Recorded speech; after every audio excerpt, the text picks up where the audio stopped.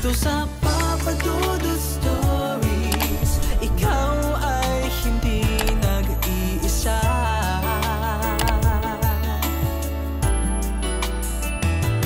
Dito sa Papa Dudut Stories, may nagmamahal sa'yo. Papa Dudut Stories.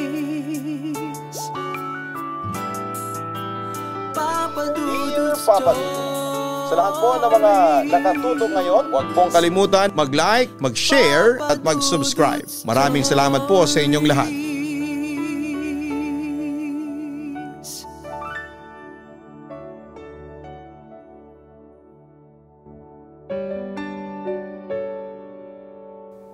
Magandang gabi sa inyo at sa mga taga-subaybay ng inyong programa. Papa Dudut, matagal na po akong tagapakinig ninyo. Sa katunayan, maging sa personal vlogs ng inyong pamilya ay nakasubscribe na rin po ako sa Gianna Vlogs at sa mga nakakatakot na kwento ng Kaistorya Horror YouTube channel na inyo pong minamanage. Madalas kong naririnig ang inyong programa sa radyo at syempre sa YouTube dahil na rin sa aking kasambahay. Maganda at may kapupulutan ng aral ang mga buhay ng pag-ibig ng mga namahagi, maging maganda man o hindi ang katapusan ng kwento. Kaya heto, na-inspire din po akong magbahagi ng kwento ko sa inyo kasi alam kong kapupulutan din po ito ng aral. Naniniwala ako sa kasabihang nasa Diyos ang awa at nasa tao naman ang gawa. Dahil natupad ko naman ang mga pangarap ko sa buhay dahil sa aking pagsusumikap at sa awa na rin ng Diyos. Nakatapos ako ng pag-aaral sa kursong engineering. Nakapasa din ako sa licensure exams at naging isang ganap na rehistradong engineer. Nakapagtapos din ako ng master's degree at nakapagturo sa isang universidad. Doon ko nakilala si Diana, isa sa aking estudyante. Papa Dudut, mabait at magalang na estudyante si Diana. Maganda rin siya at kahit na hindi man siya gaanong kagaling sa klase, nakikita ko naman sa kanya ang pagiging masipag sa pag-aaral. Noong una ay hindi ko naman siya talaga pansin dahil na rin siguro sa pagiging objective ko sa buhay at pagiging profesional bilang isang professor. Ang sabi ko sa sarili ko ay magtrabaho lang ako ng mabuti at walang personalan, ngunit dahil sa kanyang kagandahang asal at bukod sa pagiging maganda ay nagkagusto rin po ako sa kanya. Samantala, mabilis manghina ang aking loob kapag nabalitaan kong maraming nanliligaw kay Diana. Kaya'y minarapat ko noon na hayaan na lamang ang damdamin ko para sa kanya. Pinakitaan ko pa rin siya ng maganda at tinuring ko na espesyal. Isang araw ay hindi ko sinasadyang magkita kami ni Diana sa isang fast food chain malayo sa universidad na pinapasukan namin. Agad ko siyang binati at kinumusta. Kagagaling lang pala niya sa isang meet-up sa isang 3 customers na bumili ng kanyang tinitindang minatamis na makapuno na siya mismo ang gumawa. Maganda yan, ipagpatuloy mo lang yan at magiging successful business mo man ka rin. Sabi ko sa kanya na may paghanga. Masipag kasi si Diana at madiskarte, kaya alam ko na balang araw ay magiging matagumpay din siya sa buhay. Thanks Sir Dominic, masayang wika ni Diana sa akin. Ikaw naman Diana, huwag mo na akong tawaging sir. Wala tayo sa classroom, nakangiting sabi ko. Siya nga pala, meron pala akong ibibigay sa iyo. Heto, tanggapin mo. Pagkatapos ay inabot ko sa kanya ang isang box ng imported chocolates. Paborito kasi niya yon. Ikaw ha Sir Dominic, pinapataba mo ko. Baka naman maging dabyana na ako nito ha. Biro pa niya. Ayos lang yun. Kahit ano pa ang itsura mo para sa akin, ikaw ang pinaka maganda, ang sabi ko. Pinapahaba mo naman ang hair ko. Anyway, thank you, Sir Dominic. Wika ni Diana sa akin habang kinikilig. Kakasabi ko lang, Dominic na lang ang itawag mo sa akin pag wala tayo sa classroom. Pakiramdam ko kasi napakatanda ko na kapag tinatawag mo pa akong sir. Natatawang dagdag ko. At yun na nga, Papa Dudut, doon nagsimula ang lahat. Mas naging close kami ni Diana at dahil sa ramdam ko rin naman na gusto niya ako, ay unti-unti akong nagkaroon ng self-confidence para ligawan ang dalaga. Hindi nagtagal ay ipinagtapat ko na sa kanya na espesyal siya sa akin at gusto kong manligaw. On the other hand ay pumayag naman si Diana at in-entertain naman niya ako as her suitor. Hanggang sa isang gabi, inaya ko siyang mag-dinner sa isang restaurant na malapit sa kanyang bahay. At doon ay isang pagtatapat ang aking narinig mula sa kanya. Aaminin ko na sa iyo, panimula pa ni Diana. May gusto ako sa iyo noon pa, pero hindi ko akalain na it will turn into love, Dominic.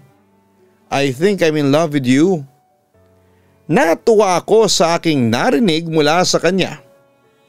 Yun nga lang medyo nag-alala ako sa kumakalat na feedbacks mula sa mga kaklase ko. Akala nila may relasyon na tayong dalawa.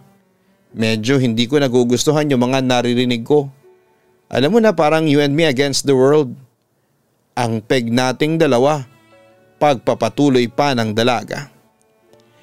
Sa pagkakataong yun ay ako naman ang nagsalita. Pero kung sakaling maging tayo, papansinin mo pa ba yung mga chismis nila laban sa atin? Tanong ko sa kanya. Siyempre hindi. Pakialam ba nila sa atin? Buhay natin to, no? Dominic, pipiliin pa rin kita no matter what happens. Aniya. Kung ganon, sinasagot mo na ba ang panliligaw ko sa iyo? Curious kong tanong. Tumango siya bilang tugon. Girlfriend mo na ako simula ngayong gabi, Dominic. Dagdag pa niya. Diana, hindi mo alam kung gaano mo ako pinasaya ngayong araw. Alam mo, kapag kasama kita parati akong nakangiti. Parati akong masaya at pakiramdam ko ay kumpletong-kumpleto ang araw ko kapag nakikita kita. Super kumpleto talaga ang araw ko kapag kasama kita. Marahil ito na siguro yung tinatawag na love, ang sabi ko. Hinawakan ni Diana ang aking kamay. Dominic, wala akong pakialam kahit na professor pa kita at estudyante mo lang ako. Ang mahalaga sa akin ay masaya ako sa piling ng taong mahal ko. At saka sa tingin ko naman hindi hadlang ang estado natin sa pagmamahala natin. Pareho tayong tao na may karapatang magmahal. Aniya. Pagkatapos ay isang halik ang ibinigay ko sa kanya and she gladly responded. Sa relasyon natin ito maraming risk and consequences. Pero handa akong harapin yon para sa iyo. Handa akong magsakripisyo para sa iyo. Tandaan mo, no matter what happens, ipaglalaban ko ang pagmamahala natin.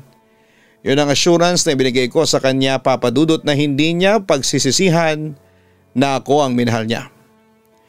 Papa Dudut, doon ay naging official na kami na ni Diana. At syempre hindi rin talaga maiwasan ang mga chismis tungkol sa amin mula sa mga ibang estudyante at ibang mga professors. Naintindihan kong hindi nga naman talaga maganda na magkaroon ng relasyon ng professor at estudyante sa isang university. Kaya pagkatapos ng academic year ay nag-resign na rin ako sa universidad na yon at lumipat po ako sa iba. Samantala ay hindi na rin ako nagdalawang isip noon na mag-resign kasi graduating na rin doon si Diana at isang semester na lang ay gagraduate na siya.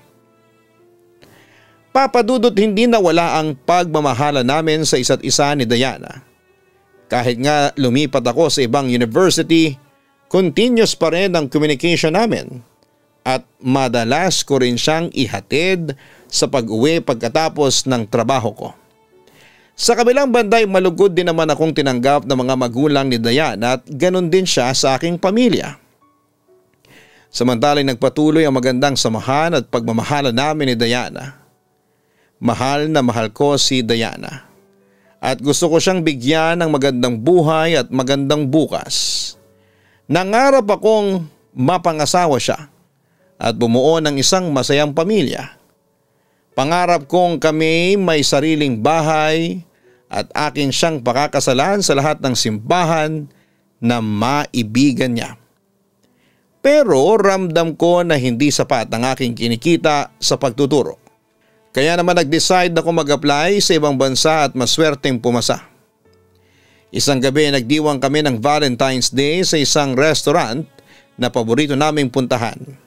At doon ko nga ipinagtapat sa kanya ang plano kong mag-ibang bansa. Bakit sinekreto mo yun sa akin? Tanong sa akin ni Diana na may halong frustration. Hindi ko naman intensyon na isekreto yun sa'yo. Sasabihin ko rin naman sa'yo. Sabi ko habang kino-comfort ang kasintahan ko. Bakit pa kasi kailangan mo pang umalis, Dominic?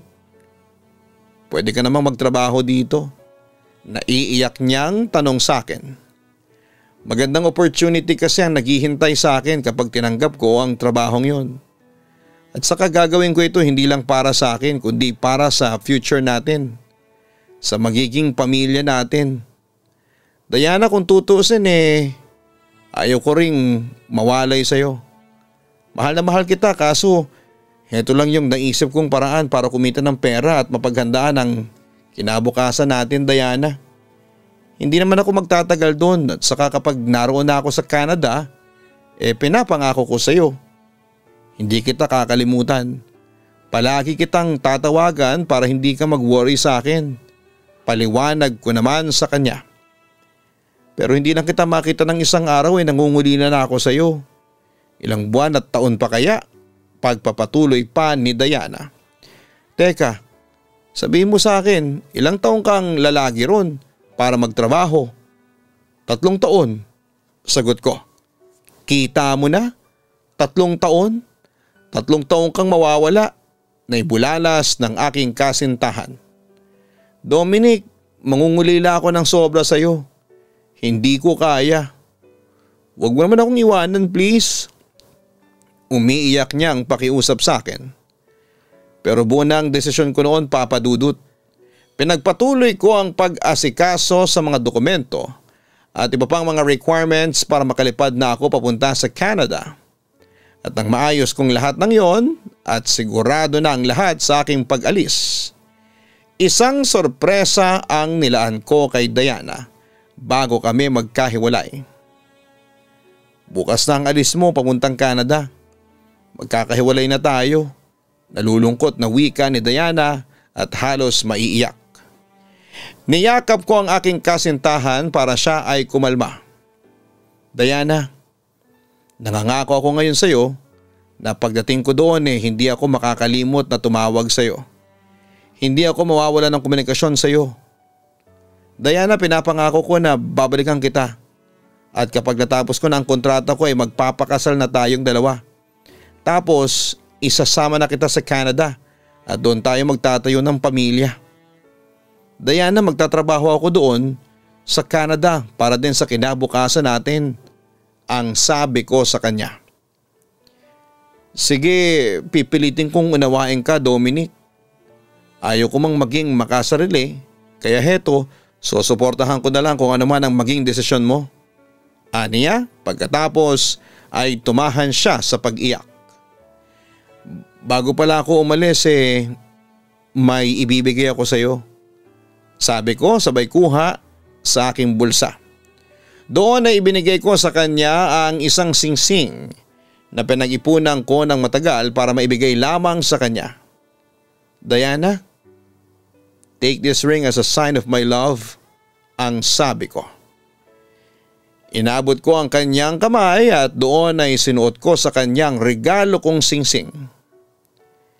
Yang singsing na yan ang magpapaalala sa iyo ng mga pangako ko sa iyo. Kung nalulungkot ka, tumingin ka lang dito sa singsing.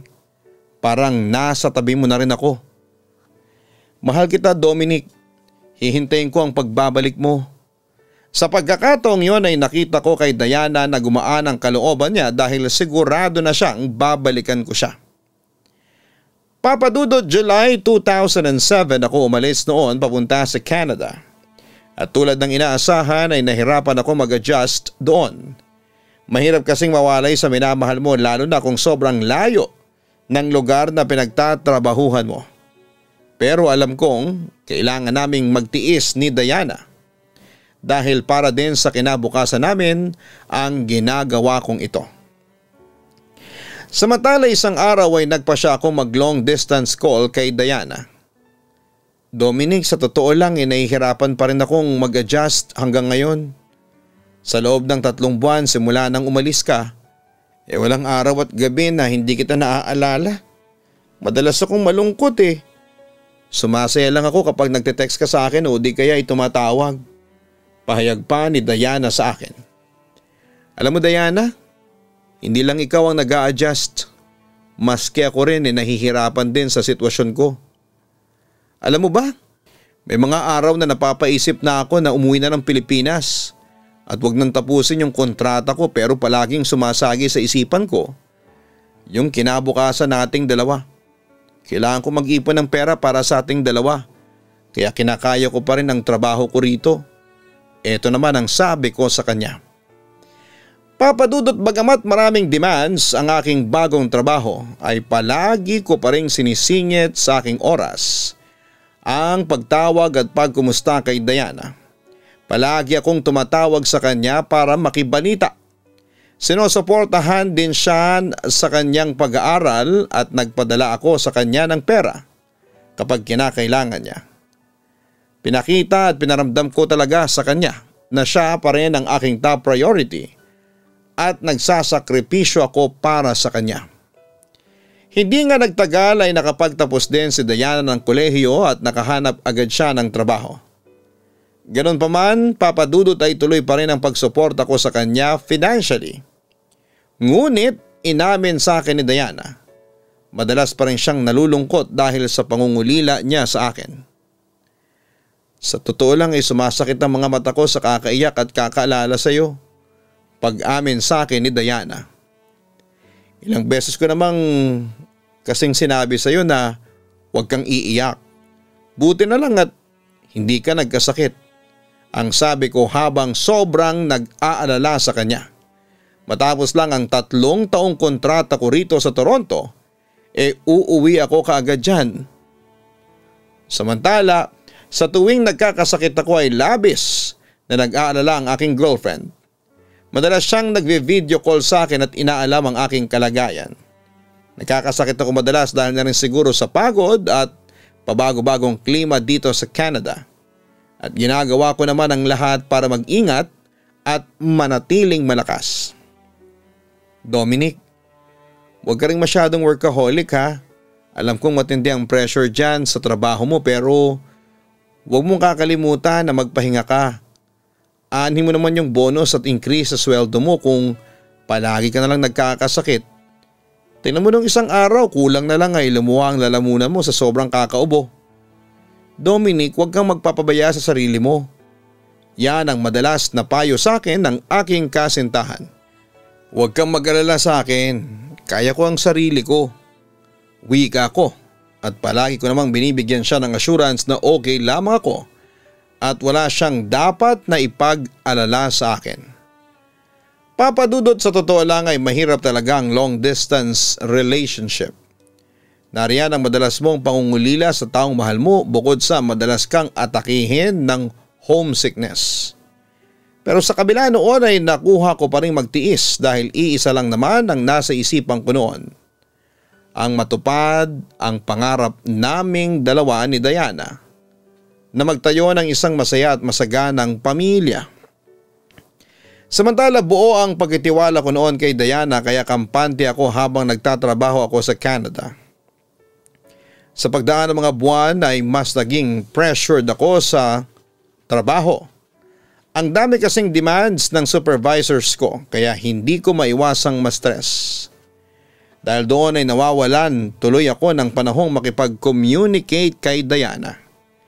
Sa kabilang banda ay may mga pagkakataon din na busy na rin si Diana sa trabaho niya kaya unti-unting nanlamig ang relasyon naming dalawa. Pero dahil sa mahal na mahal ko si Diana, hindi ko hinahayaang masira ang relasyon namin. Isang araw ay nagpa siya akong muling tumawag kay Diana, ilang linggo din kasi akong nawala ng communication sa kanya. At tulad ng aking inaasahan ay nagtampo sa akin ang aking kasintahan. Buti naman at naisipan mo pang tumawag. Akala ko kasi patay ka na. Sabi niya sa akin na may halong pagtatampo. Diana, I'm sorry. Sobrang busy lang kasi lately kaya nawalan ako ng communication sa'yo. Honestly, pressured na rin ako sa trabaho. Ang daming projects na dapat natapusin. Kaya nga pati ang pag-uwi ko sa bahay dinadala ko pa rin yung trabaho ko. Paliwanag ko. Pero baka sa boses ng aking kasintahan ng labis na frustrations at pag-aalala. Hindi mo alam kung gaano ako nag-alala sa'yo. Araw-gabi na lang akong palaging kinakabahan sa'yo na baka may nangyari ng masama sa'yo. At saka Dominic, hindi katwiran na busy ka sa trabaho mo kaya ka nawala ng komunikasyon sa akin. Girlfriend mo ko. Kahit na nasa ibang bansa ka, magkaroon ka rin naman ng oras para sa akin. Sabi niya sa akin. Natahimik naman ako sa sinabing yon ni Diana. At doon ay may na-realize ako. Oo, nagkamali nga ako at kailangan kong bumawi sa kanya. Dominic, naiintindihan naman kita. Alam kong mahirap ang trabaho mo at alam ko rin na kaya ka nagsusumikap dyan para makaipon ka ng pera para sa kinabukasan nating dalawa pagpapatuloy pa ni Diana. Kaso anin ko naman ang pera kung hindi ko naman maramdaman ang presensya mo. Anin ko naman yung sinasabi mong paghahanda para sa kinabukasan natin kung sa oras naman na kailangan kita hindi kita mahagilap. Walang saysay, Dominic. That time, Papa Dudut, ay hindi ko na alam ang gagawin ko sa buhay ko dahil na rin sa sobrang stress. Sa totoo lang, hindi ko na alam ang gagawin ko. Hindi ko na alam kung anong uunahin ko. Ginagawa ko naman ang lahat para hindi magkulang sa'yo kaso pressured na talaga ako. Gusto ko na ngang sumuko nasabi kong bigla. Pero hindi ko akalain na mamasamain pala yon ng aking kasintahan. Kung ganun pala Dominic mas mabuti pa siguro mag-cool off muna tayo. Suhestyon niya. Natigilan ako. Naguluhan sa sinabi niyang cool off. Napansin ko na mukhang nakakaistorbo lang ako sa buhay mo. Pagpapatuloy pa ni Diana. Hindi ka nakakaistorbo sa akin, Diana. Kaya ako nagsusumikap dito sa Canada para sa'yo. Ang hinihingi ko lang naman sa'yo kaunting pangunawa. Wika ko at halos inulit ko lang yung madalas kong sabihin sa kanya noon. Pero ilang beses na kitang inunawa, Dominic. Ilang beses na akong nagparaya kaso sa pagdaan ng panahon may hinahanap na ako sa relasyon natin na hindi ko makita-kita. Dominic, hindi sapat ang telepono o chat. Gusto ko yung personal kitang nakakausap, nayayakap, nahahalikan. Ahanin ko ang pera kung wala ka naman sa tabi ko. Hindi rin ako magiging masaya, Dominic. Sa pagkakataong yon ay mataas ng boses ng aking girlfriend. Halatang may sama ng loob siya sa akin. Sa kabilang banda ay nanatili pa rin akong speechless. Hindi ko alam kung ano pang klaseng paliwanag ang sasabihin ko sa kanya. Anong mas pipiliin mo? Ako o yung trabaho mo? Maya-maya ay sabi niya sa akin. Lalo lang akong na-confused. Ito na siguro ang pinakamahirap na sitwasyon ng aking buhay, ang papiliin. Kung tutuusin hindi mo naman kailangan magtrabaho sa ibang bansa Ang daming opportunity sa Pilipinas ng isang engineer na tulad mo. Kung iniisip mo naman yung tungkol sa pera, maraming trabaho dito na may malaki ng sweldo. Dominic, maraming paraan para kumita ka ng pera na hindi ka mawawalay sa akin. Kaso yan ang pinili mo Yan ang desisyon mo, ang sabi ni Diana. Ano Dominic, mamili ka. Ako o ang trabaho mo dyan sa Canada? Hindi ka na ba talaga makakapaghintay, mahal ko? Halos walang lakas ko nang tanong sa kanya. Hindi na. Naibulalas ni Diana sa phone pagkatapos noon ay naputol na ang linya.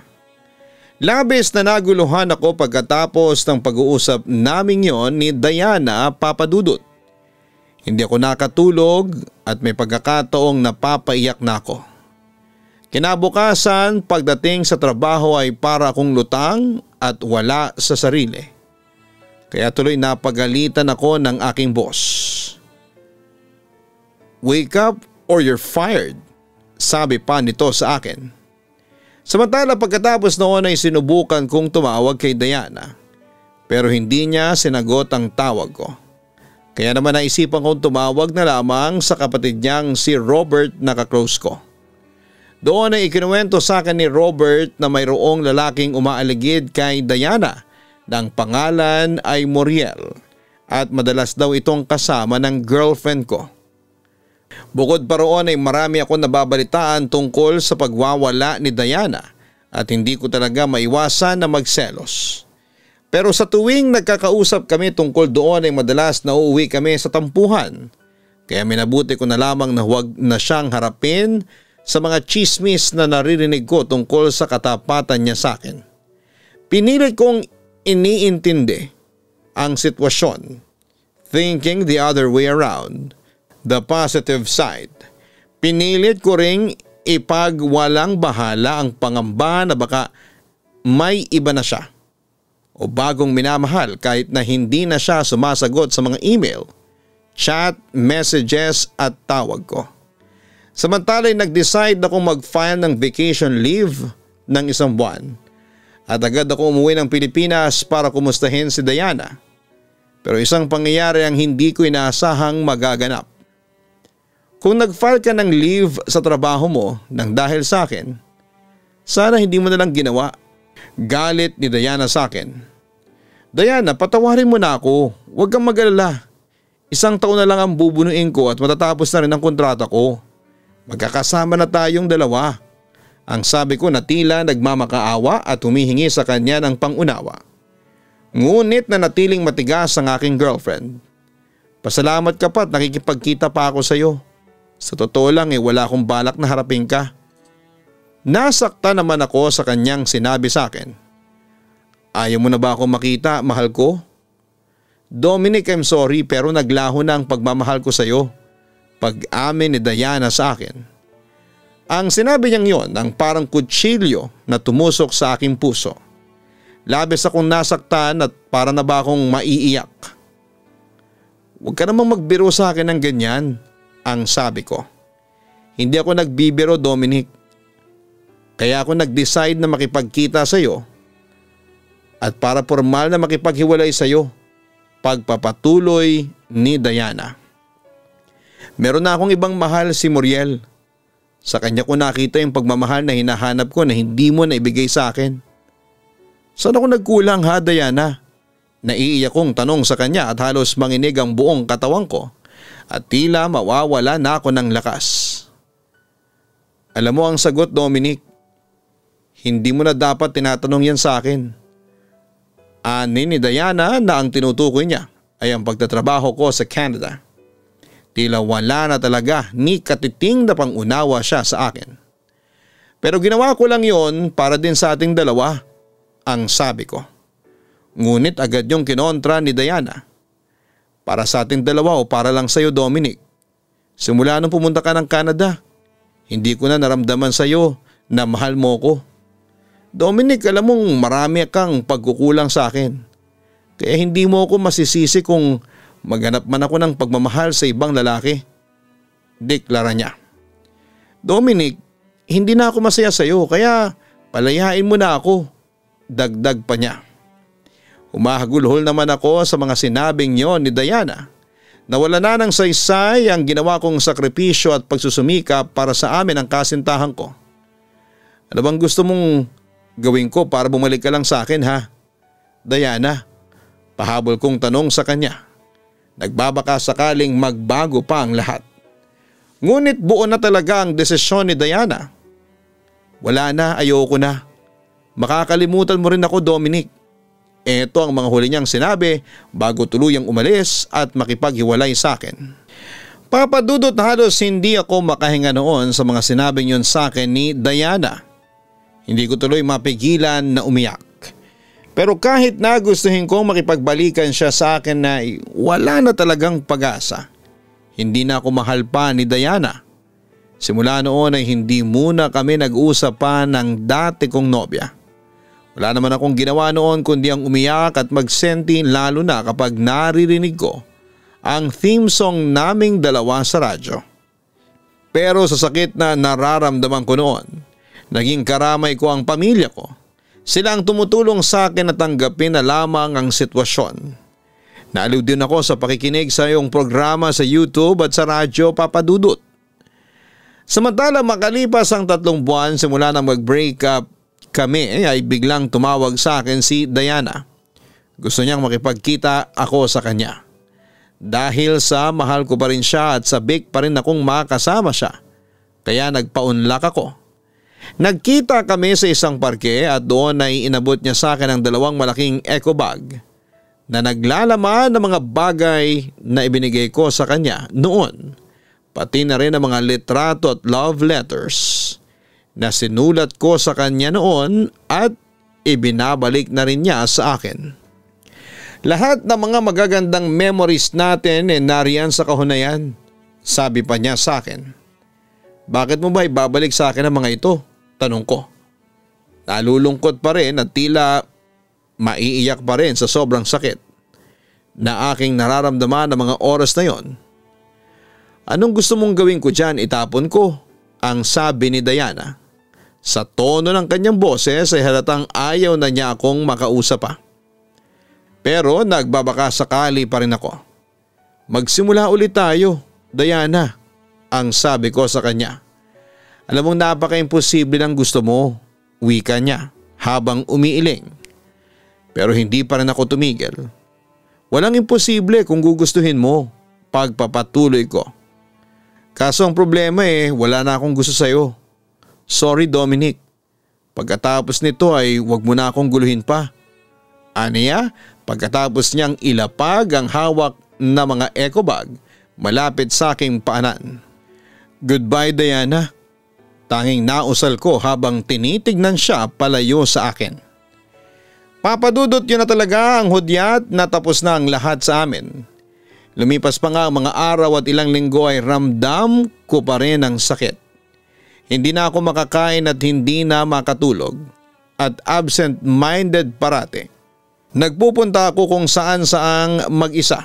Naglalakad-lakad kung saan-saan at umiinom ng alak at nagpapakalasing kung saan-saan. Matanggal lamang ang sakit na nararamdaman ko. Minarapat ko na rin na huwag nang bumalik ng abroad dahil wala na ring silbing bumalik pa. At para saan pa. Pagkatapos noon ay muli ako naghanap ng bagong trabaho dito sa Pilipinas at maswerteng nakabalik ako sa pagtuturo. At para tuluyang makamove on ay ibinaling ko na lamang ang nalalabi kong atensyon sa pagsisilbi sa aming simbahan bilang volunteer. At sa awa naman ng Diyos ay unti-unti rin akong nakabangon at muling naramdaman ang kasiyahan kapiling ang aking pamilya na siyang tunay na nagmamahal sa akin. Papa Dudut, sa ngayon ay nag-aaral ulit ako ng doctorate degree sa engineering at unti-unti ko na rin nakakalimutan si Diana. May mga araw na naaalala ko pa rin siya, Papa Dudut, at napapangiti na lamang ako minsan sa mga masasaya naming alaala. Ipinagpatuloy ko din ang pagtuturo bilang professor sa ibang university at meron na akong consultancy job as freelancer. Masaya naman ako sa panibagong yugto ng aking buhay.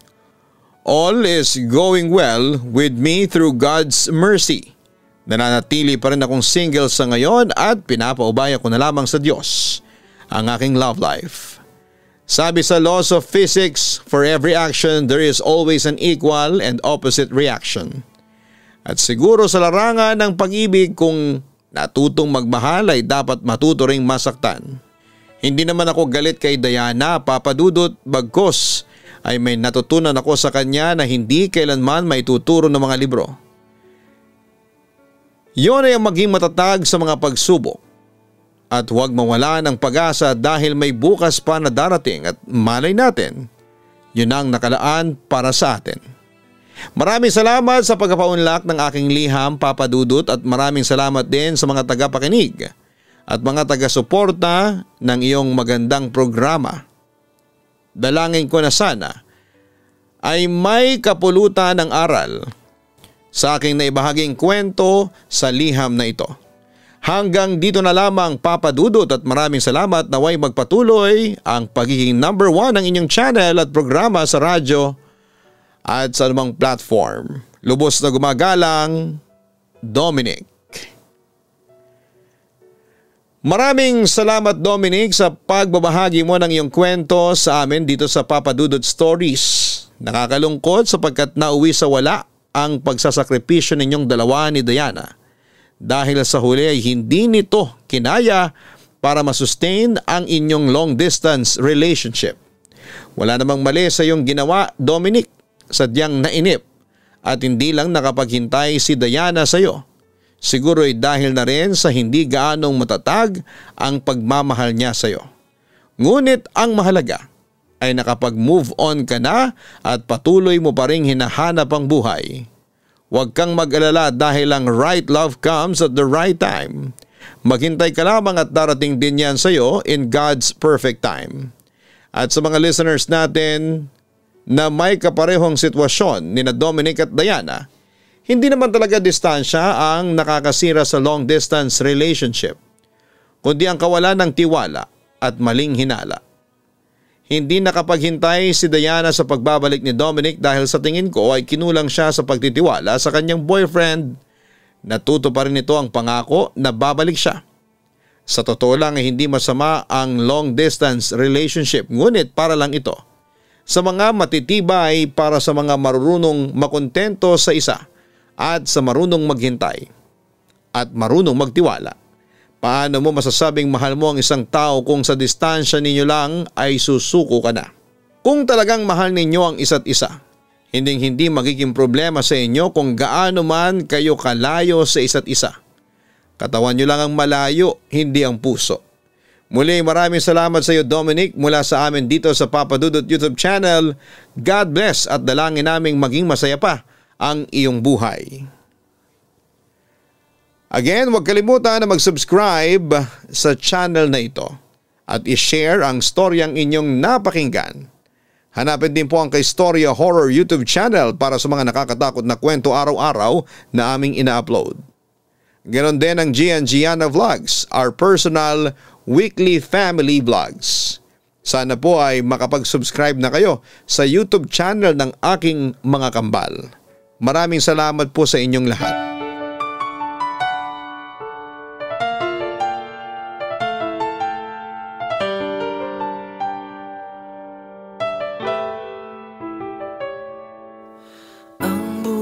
Ay mahiwaga, laging may lungkot at saya. Sa Papa Dudut Stories, laging may karamay ka.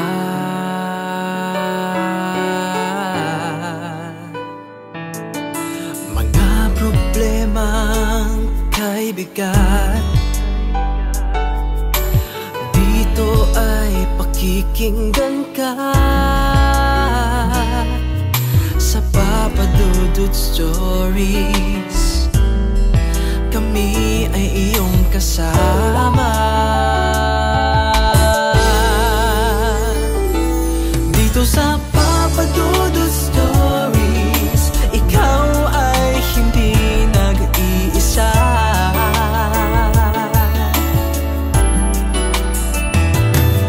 Sa Papa Dudut Stories, may nagmamahal sa'yo. Papa Dudut Stories, Papa Dudut Stories, Papa Dudut Stories. Hello mga ka-online, ako po ang inyong si Papa Dudut. Huwag kalimutan na mag-like, mag-share at mag-subscribe. Pindutin ang notification bell para mas maraming video ang mapanood ninyo.